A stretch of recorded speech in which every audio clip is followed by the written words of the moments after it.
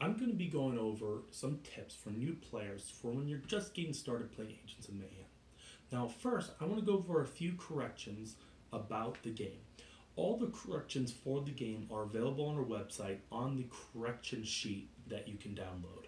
Now, the corrections that you're likely to experience early on in your playing include in Mission 1, Objective 1 is shown to be placed on Level 2. However, in the text, it says it's placed on Level 3. It is supposed to be placed on Level 3 and not Level 2 as it's pictured here. Next, one of Dr. Babylon's Mayhem cards shows no universal use ability. A little die symbol is supposed to be here, which means that you get to roll, you spend this card to roll an extra die when you attack. Last, campaign card 60 has some missing numbers beside these card symbols. You can go to the correction sheet available on our website for download to find out what those numbers are supposed to be when you do draw this card. Now, when you first start learning the rules, don't forget that we have tutorial videos available on our website that you can watch to learn how the game works before you actually read the rules or play the tutorial missions in the mission book. There is one correction in the movement tutorial where in it shows a unit moving diagonally through a doorway. Since that video was made, we had changed the rules so that units can only move orthogonally through doorways, and this is correctly stated in the printed rulebook. Now, we also have card summary sheets available for you to download that go over all the gadgets and Mayhem cards and verbally describe what all the symbols on those cards mean. The symbols are completely covered in the rulebook, but that summary sheet should answer any questions you have about them when you first start playing the game. We also have a FAQ document available on our website that will answer any question that are answers to common questions that we get online.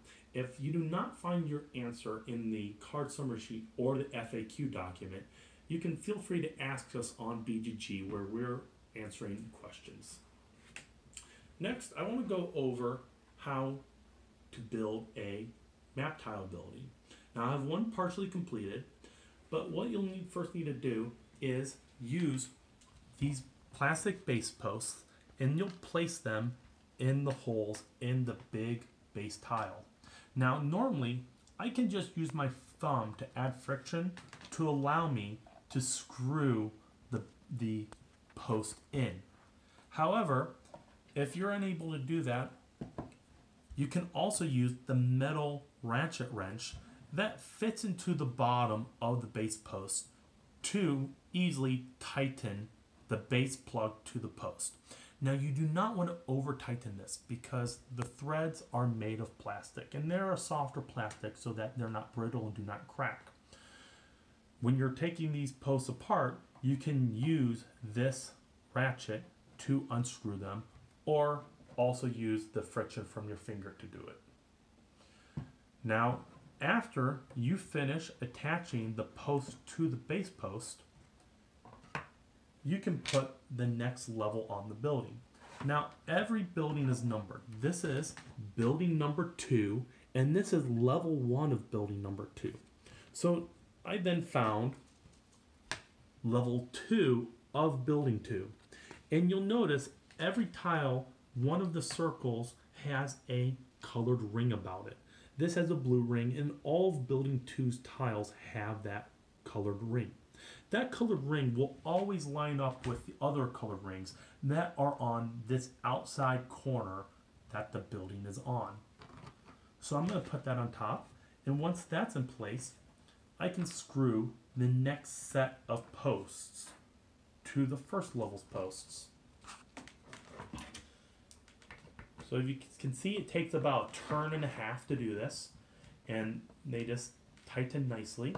And last, I'll again put level 3 of building 2 on top, and line up the colored circle with the outside corner.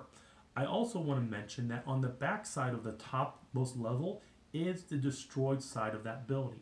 And those can be identified by the building number and the D for destroyed. And to complete the building, I'm just going to put this on top. And you can see it forms a very secure building that's not going to fall apart or wiggle while you're playing. Last, if you got any of the expansion character box sets, each character comes with 9 gadgets. Their 2 starting gadgets should be randomly drawn from that character's 9 gadgets.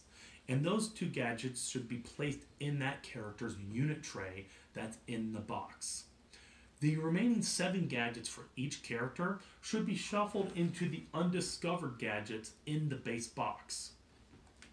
So that's everything you should need to know to start the game, and the rule book and the tutorial should be able to answer the rest of the questions you'll need to start playing quickly. I hope you enjoy the game.